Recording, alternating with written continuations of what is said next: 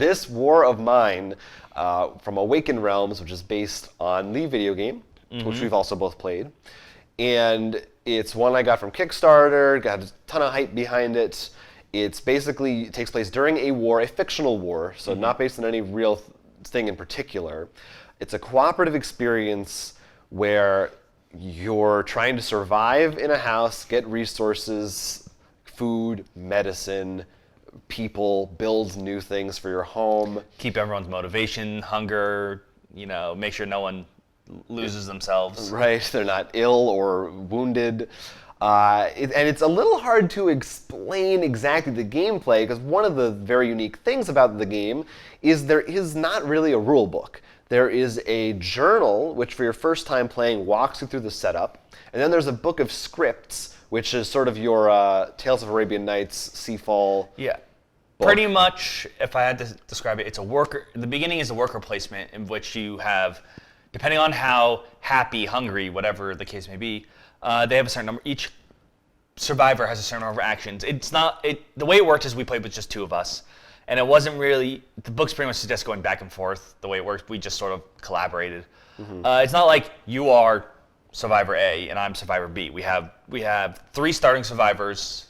You can go up to 4, I believe, and pretty much they each have a certain number of actions, so which can be to build, remove debris. I mean, just like in the game, it's just placing the worker. One game I think that is probably the closest comparison I can think of is Robinson Crusoe. Yes, that kind of. Only instead of an island, you're in a house. Right. The only difference is the second half, which if you remember the game is when you can go out at night to explore and get resources. That is more like the Arabian Nights. What happens is you go out, you choose 1 of 3 locations, and depending on the location, you flip cards over, which might tell you to look in the book for something. And they can be sometimes special, really special, unique events. Sometimes just do a trade deal. And the whole game is basically extremely thematic, and a lot of what they write about in the books and the things that they've talked about online that I've read is it's really meant to be about putting you in this space and kind of experiencing these horrors of war, and much more about a storytelling kind of experience and less about getting points and whether you win or lose the game and things like that. Because you will lose. Yes, it's definitely rough. We mentioned a little bit with Terraform Mars. So like, oh, I want to play it again because now I know. This is the game where like, okay, you're gonna lose that first one because you didn't know that when you see that you should just stop. Right, and which though like is basically the point. It's kind of the point is if you were in there in real life, you wouldn't know. Maybe you're desperate, you need food. Maybe that soldier will give it to you. Maybe he won't. Right. The example that we have is there's sort of checkpoint quests that go after a certain number of turns you have to do, and we had one which was have a weapon, a gun of some sort to give up. Our very first round, we found a broken gun, which, if we were smart, we would have stopped right there. But we pushed our luck and lost it all. Yeah, it was pretty sad.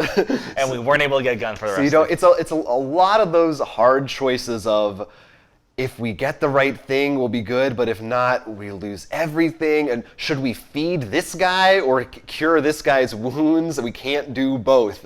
But definitely, as a solo experience, especially I would say maybe with not that many people, 3 at most, maybe. To play the game. Yeah, well, we played it with 2, as you said. It definitely is. I don't know. Because I don't really feel like there's like turns. It's not like, okay, Jonathan, it's your turn. I definitely feel if you want to buy a game that's just for you playing, this is probably one of the best games you can buy. It's a bit of a strange thing, because I agree with that. Like I almost feel like this game really is a solo game that if someone else is playing, they're kind of just like giving you their opinion. Well, that's why I was like, 2. I think what we did was pretty fine because it was just sort of a back and forth sort of. Yeah, 3 or more. I think you really got to know your group and know that they're going to be okay with like kind of sharing the board. Right. Like what it reminded me more of is not a board game as much as how like we enjoy playing horror games together, video games together, and what we usually do is one person holds the controller and plays when the other one's... It really is like if you were playing the video game This War of Mine and someone else is over your shoulder giving you advice. Right, and I think that's fine for a game. In fact, I think it's a fantastic addition to most people's collections because of that. Yeah, but certainly if you are looking for a real interactive multiplayer experience, this isn't where you're going to find it. But it comes with, we weren't even using all the modules. It comes with amazing stuff. Of course, Oh. orphans, because if it wasn't hard enough for you, let's give you a kid. I mean, no, we didn't even scratch the surface of my copy came with stretch goals and an expansion and different scenarios. There's a lot we haven't seen in there. No, but overall, like, just the time we played, we haven't finished our thing. We're still alive. We saved our game about like halfway through. And that's the other great thing. There's a save in there, too. Which is really cool. Is really important for a solo game to me because I really love playing, for example, the Arkham and Eldritch horror game series solo. But the reason I can do that is because I have room in the house that I know no one touches, so it just sort of sits there for saved. Right. So that's why I think as a solo game, it really is one of the best ones out there. I mean, it does capture the mood. We were desperate a lot of times. Like, first round, we're board gamers and play video games. We can handle this. Second round, okay, we need, oh God, we don't have enough food. Jonathan, what do you think we should do? I don't know. If we go and push resources, that's why I thought 2 was great, because I think it gave you that just enough that as you expect a group to worry a bit. And it didn't, and because it's solo and cooperative, it didn't feel like Dead of Winter when I'm like, you're gonna backstab me, aren't you? Right. And the other thing that's really cool and weird about this game, I'm curious how you thought it went, is what I said before, that rule book thing. How there is no real rule book. You just kind of start playing and you get into it, which is great initially, I think, because you don't have to read any rules. Everyone can just sit down, take the game out, and you're ready to go in as soon as you set it up. You're playing, which is really cool. The way they kind of make that work is as you progress, they slowly introduce extra rules here and there, a little more complicated things. And some of those even are almost optional, that if you didn't look at that section of the book, that rule maybe doesn't even exist for you. The thing that was the downside to that, I think, is if there was a specific thing we weren't sure about. Was there a couple? It was tough there wasn't like an index or really somewhere always to find out exactly what we wanted. Right, and I understand that agreement, and I sort of wish there was, especially when you have modules, because God knows the modules will be like, then how does it interact with this situation? I mean, even with other games, we have to look up crazy stuff like that.